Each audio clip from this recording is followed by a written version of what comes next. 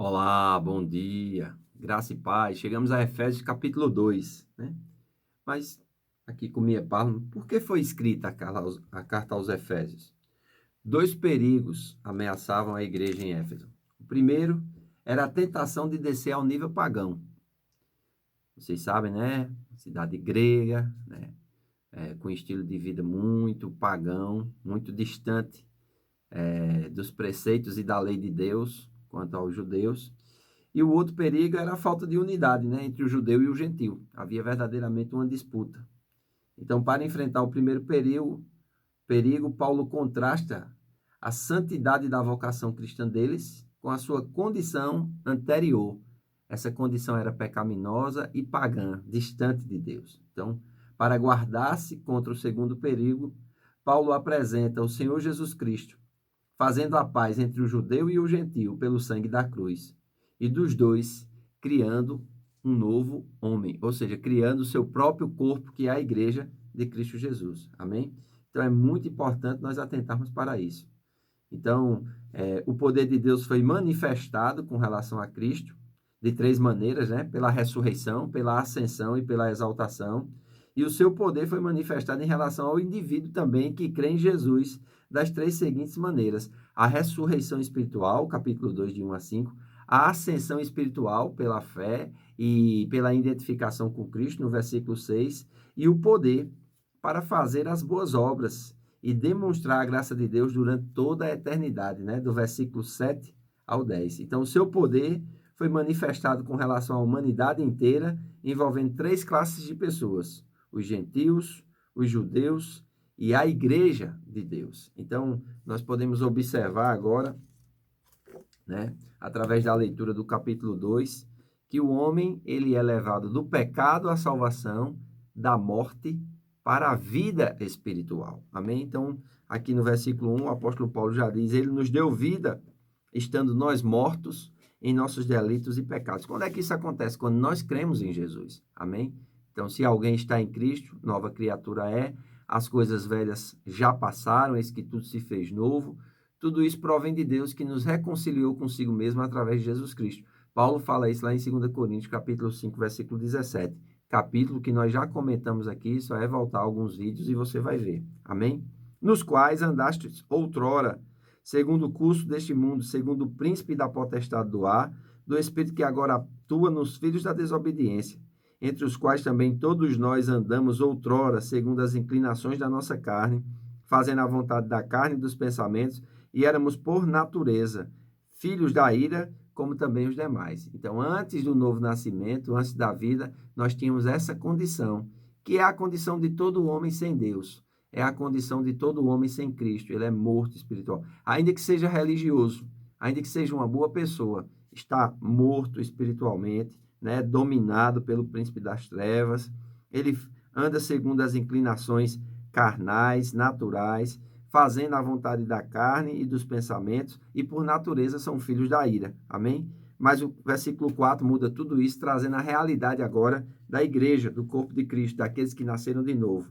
Mas Deus, sendo riquíssimo em misericórdia por causa do grande amor com que nos amou, estando nós mortos nos nossos delitos, nos deu vida juntamente com Cristo. Pela graça sois salvos, e juntamente com ele nos ressuscitou e nos fez assentar nos lugares celestiais em Cristo Jesus. Amém? Isso aqui realmente é um grande desafio para que a gente entenda. Então, vem exatamente pela nossa identificação com Cristo. Quando nós cremos em Jesus e confessamos Ele como Senhor da nossa vida, nós participamos misticamente da sua morte na cruz, do seu sepultamento, e demonstramos isso no batismo nas águas, e também da sua ressurreição para andar em novidade de vida. Amém? Então é muito importante nós entendermos isso. E por que Deus fez isso? Aí no versículo 7 ele diz: para mostrar nos séculos vindouros a suprema riqueza da sua graça, em bondade para conosco em Cristo Jesus. Porque pela graça sois salvos, mediante a fé, isto não vem de vós, é dom de Deus. Não de obras, para que ninguém se glorie, pois somos feitura dele, criados em Cristo Jesus para as boas obras, as quais Deus de antemão preparou para que andássemos nela. Amém? Essa palavra feitura é a nova criação, e a palavra grega poima, do verbo poio, fazer, né? podemos comparar com poema ou poesia. A palavra significa o que é fabricado, um produto, um projeto realizado por um artesão. Poema enfatiza Deus como projetista mestre, o universo como sua criação e o crente redimido como uma nova criação. Antes da conversão, nossa vida não tinha rima ou razão. A conversão nos trouxe harmonia, simetria e ordem. Somos o poema de Deus, sua obra de arte. Amém? E não podemos, de modo nenhum, desprezar essa obra de arte. Por isso que nós precisamos passar pelo processo de renovação da mente, né? Como Paulo diz, rogo-vos, pois, irmãos, pela compaixão de Deus, que apresenteis os vossos corpos como sacrifício vivo, santo e agradável a Deus, que é o vosso culto racional, e não vos conformeis com este século, com o sistema desse século, mas transformai-vos pela renovação do vosso entendimento, para que possais experimentar qual seja boa, agradável e perfeita vontade de Deus. Romanos capítulo 12, os versículos 1 e 2. Amém? Então, nós precisamos entender isso.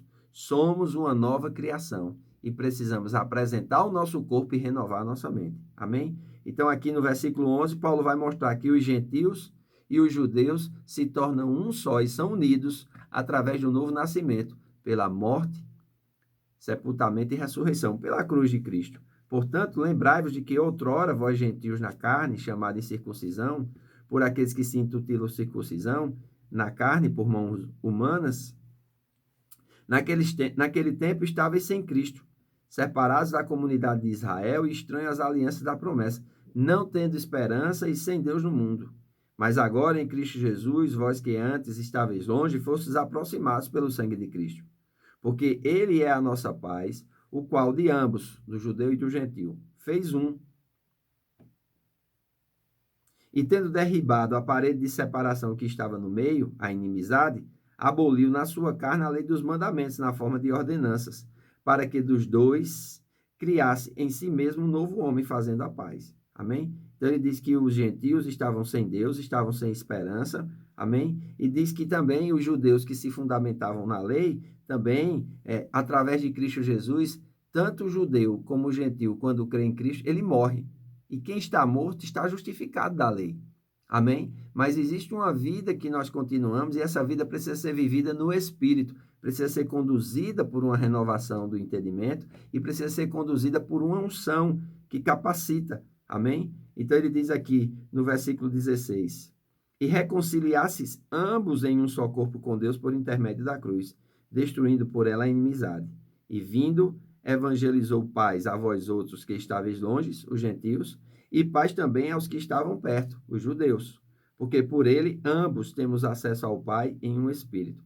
Assim já não sois estrangeiros e peregrinos, mas concidadãos dos santos e sois da família de Deus, edificados sobre o fundamento dos apóstolos e profetas, sendo ele mesmo, ou seja, Cristo Jesus, a pedra angular, na qual todo edifício bem ajustado cresce para santuário dedicado ao Senhor. Amém? Ele está falando exatamente da fonte doutrinária, da base doutrinária, esse fundamento dos apóstolos e dos profetas, Cristo, a pedra angular. Amém? E o edifício é exatamente a doutrina dos apóstolos, a renovação da mente, para que nós possamos verdadeiramente, né, como um edifício bem ajustado, crescer para santuário dedicado ao Senhor. Amém? Viver uma vida para Deus, no qual também vós estáis, juntamente, sendo edificados para a habitação de Deus no Espírito. Ou seja, agora o Espírito Santo, ele vem morar em nós, vem habitar em nós. E através dessa habitação, o Espírito Santo vai nos conduzir,